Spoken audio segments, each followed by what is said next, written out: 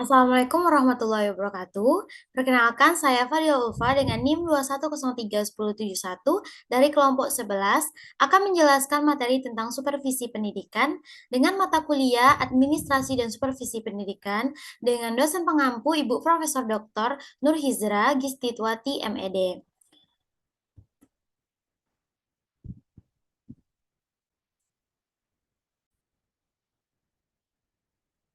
Materi pertama yaitu konsep dasar supervisi pendidikan. 1. Pengertian supervisi pendidikan.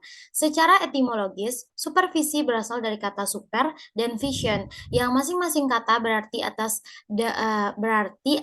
dan penglihatan, jadi dapat diartikan bahwa kata supervisi sebagai penglihatan dari atas. Secara sematik, supervisi pendidikan adalah pembinaan yang berupa bimbingan atau tuntunan ke arah perbaikan situasi pendidikan pada umumnya dan peningkatan mutu mengajar dan belajar pada khususnya.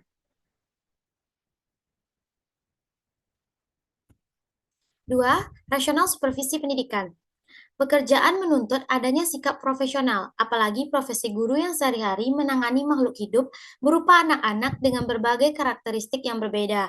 Pekerjaan guru menjadi lebih berat tatkala menyangkut peningkatan kemampuan anak didiknya, sedangkan kemampuan dirinya mengalami stagnasi.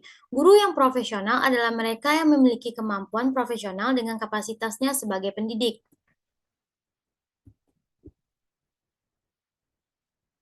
3.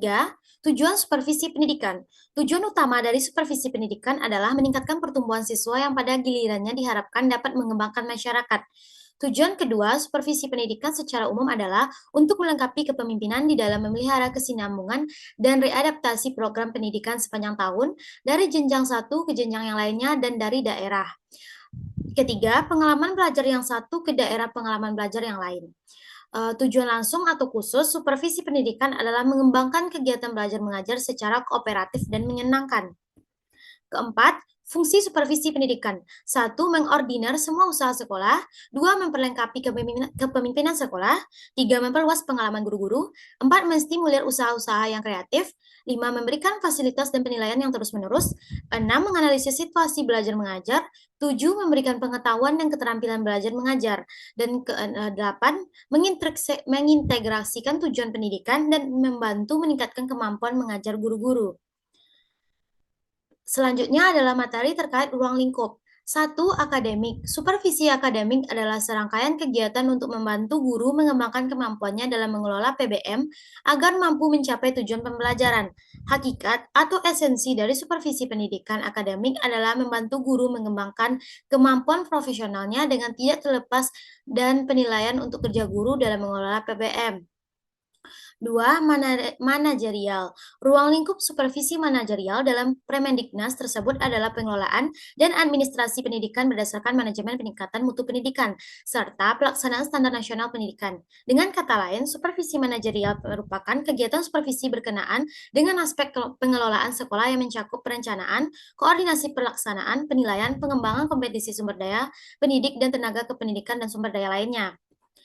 Selanjutnya adalah materi terkait prinsip supervisi pendidikan.